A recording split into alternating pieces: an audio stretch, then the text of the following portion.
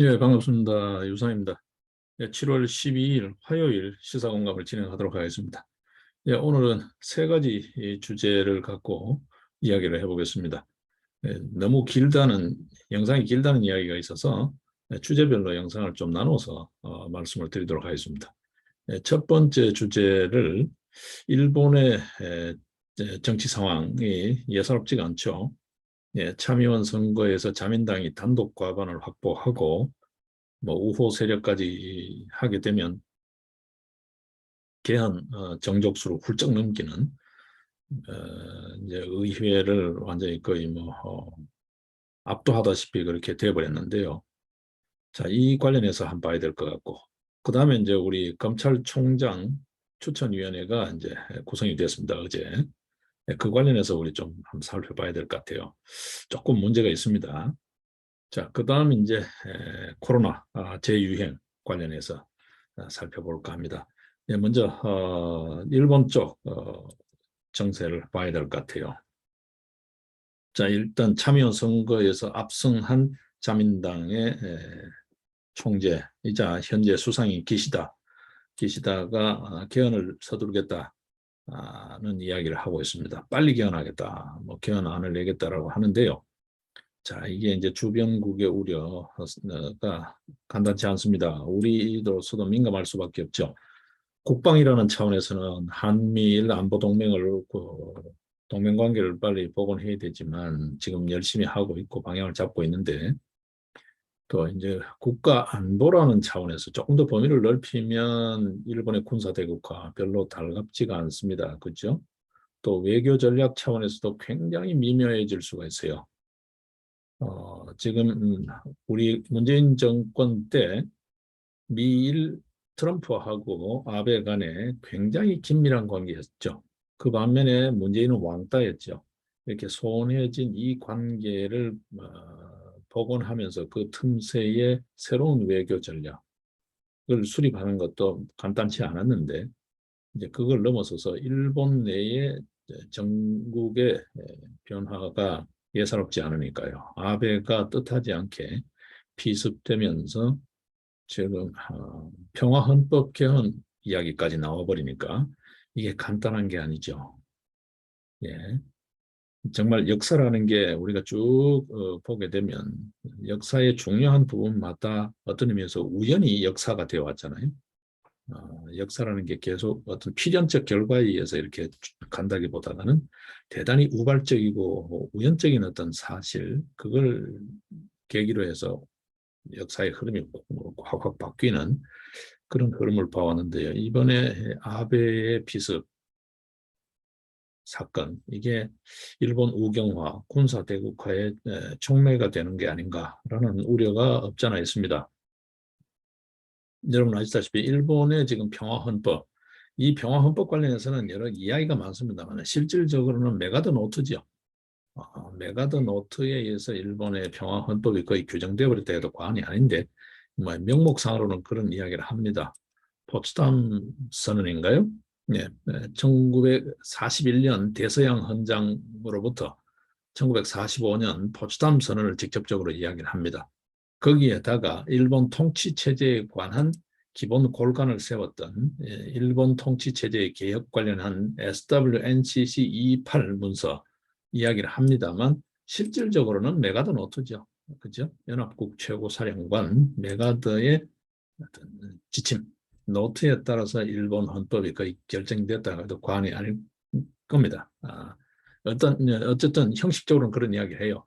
1945년 7월 26일 발표된 포츠담 선언에서 일본군 무장 해제와 함께 재군비를 방지하자는 그런 것을 시사하는, 암시하는 조항이 그 포츠담 선언에 포함되어 있다 이야기를 합니다. 일단 어쨌든 간에 일본 헌법 구조, 일본 헌법 구조는 단독 조항으로 되어 있죠.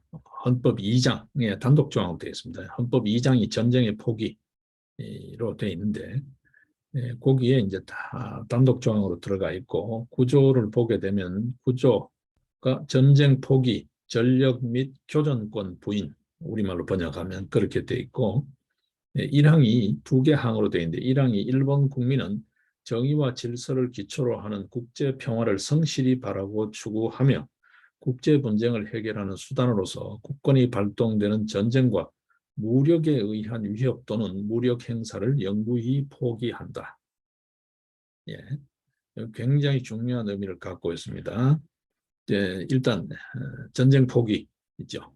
그 다음에 전력 포기, 그 다음에 교전권 부인. 이게 세 가지가 핵심입니다. 일본의 평화헌법이라는 게. 구조 1항, 지금 살펴본 1항의 전쟁 포기고요.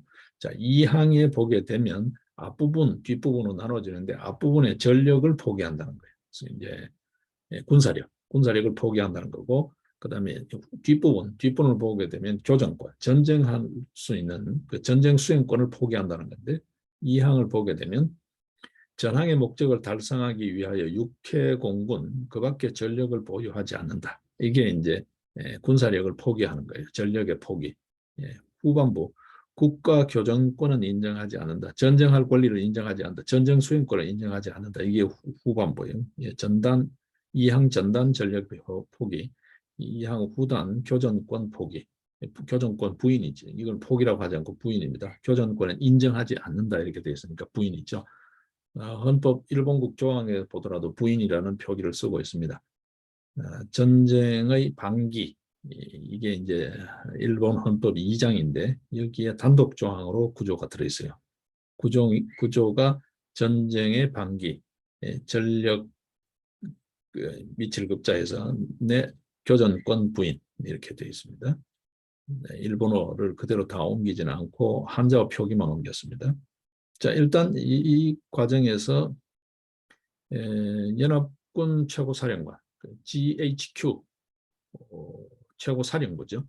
최고사령부의 사령관 노트, 메가드 노트가 아마 여기에 가장 핵심이다라고 보는 게 실질적인 일본 헌법의 뿌리를 어디에 두냐는 논의에서는 더 비중 있게 보고 있습니다. 자, 일단은 그럼에도 불구하고 그죠? 지금 일본 헌법이 1947년 5월 3일부터 시행된 거잖아요. 일단 군대도 보유할 수 없고 이렇게 되어 있는데 지금 자위대가 있죠. 그렇죠? 그리고 유엔에서도 그 군사력 관련 통계 내는 어떤 그런 기구들이 여러 기구들이 있는데요. 그런 국제기구에서도 일본이 진짜 군대가 없는 나라냐에 대해서는 군대 없는 나라는 아니다라고, 군대 없는 나라 목록에 들어있지 않아요. 그러니까 군대가 있는 거죠. 실질적으로 자위대가 있잖아요. 네. 지금 또 자위대하고 같이 군사훈련도 하고 있잖아요. 이게 지금 현실이거든요. 이 현실에서 지금 일본국의 소위 말해서 명목상의 평화헌법을 지금 다시 개헌하겠다는 건데 그 개헌의 요지는 그거죠. 이전에 들어있던 그 무력행사 포기, 육해공 전력 불보유 이 규정을 이제 현실에 맞게 명문화하겠다는 거죠. 예. 자위대 보유를 일단 명기하겠다는 거고 그 다음에 또 더 위험스러운 게 선제 공격이 가능한 실질적인 선제 공격이 가능한 적기지 공격 능력 보유를 공식화하겠다는 거고요. 그 다음에 방위비를 지금 현재 GDP 1%로 되어 있는 방위비를 2%로 정액하겠다는 거예요. 자, 이렇게 되면 이제 실질적으로 전쟁이 가능하죠. 이미 그 전쟁이 가능한데 자, 이렇게 이제 법을 바꿔버리면 사실상 미국, 러시아에 이어서 세계 3위 군사대국이 된다라는 거죠. 근데 중국 또한 지금 만만치 않고요. 자, 이렇게 됐을 때 동북아의 정세라는 게 경랑으로 빠져들게 되는 그런 문제가 있습니다. 이 와중에 남북 문제, 북핵 문제로 대변되는 남북 문제도 녹록치가 않습니다. 자, 이 숙제를 우리가 어떻게 해결해 갈지가 간단치가 않죠. 간단치가 않죠. 여러분 잘 아시다시피 일본은 독일과 달리 패전국이죠. 2차 대전 패전국 중에 하나인 독일과 달리 자기 반성이 없습니다. 여러분 보시다시피 변명으로 일관하고 어물쩡이고 어떤 의미에서 오리발이고 자기 반성이 없고 또 다시 그러한 자기 반성이 없다는 이야기는 다시 그런 짓을 안 하겠다라는 그 가능성이라고 해야 되나요? 그거를 볼 수가 없어요. 어떤 의미에서 호시탐탐 기회를 노리고 있을 뿐 그런 만행의 그 근본적인 개선이 없다라는 거죠. 이게 더 위험스럽다는 거예요. 뭐 짜잘짜잘하게 지금 현재 우리 문제되고 있는 그런 문제를 떠나서도요. 일본은 어쨌든 과거사에 관해서는 형식적이고 또 어떤 의미에서는 정치적으로 일관해왔고 회피하게 급급했었지 이 평화라고 해야 되나요? 소위 평화주의에 대한 신뢰를 쌓는 데는 태부적이었죠. 태부적이었고 지금도 역시 이 평화헌법 개정만 부르짖고 있지 거기에 준하는 노력을 잘 하고 있지 않아요. 직접적 이해 당사자국인 한중 관계에서 더더욱더 합니다. 지금 독도 영유권 분쟁, 예, 지금 역사 교육 또한 독일은 어떤 의미에서 철저하게 역사 교육을 그 같은 반성 기조 위에서 하고 있는데 일본은 침략 기조예요. 반성 기조라기보다는 지금 독도 영유권 보십시오. 전혀 반성의 기미가 없잖아요. 참 엉터리 같은 주장을 지금 계속하고 있고 기록을 쌓아가고 있고 어떤 의미에서 꾸준히 기록을 쌓아서 언젠가는 그 기록으로 뒤집기 하겠다라는 아주 또 다른 만행을 하고 있죠. 문반무반 문무를 가리지 않는 역사 만행을 계속하고 있는 이 상황에서 우리의 노력은 어떠해야 하는지 우리 국민들의 관심은 어디에 있는지 우리 조금 더 봐야 될 것 같아요. 예. 일본이 평화노선이라는 평화 기조를 유지하면서 소위 말해서 개헌이냐 결코 그렇게 보이지 않는다는 거죠. 결코 그렇게 보이지 않는다. 일본의 또 다른 얼굴 우리가 각별히 주의하면서 경각심을 갖고 대처해야 되지 않을까 싶습니다. 예. 일단 일본 관련은 현재적으로 나온 이야기는 이런 정도로 거칠게 정리를 하겠습니다. 예, 이어서 검찰 관련 소식을 좀 보겠습니다.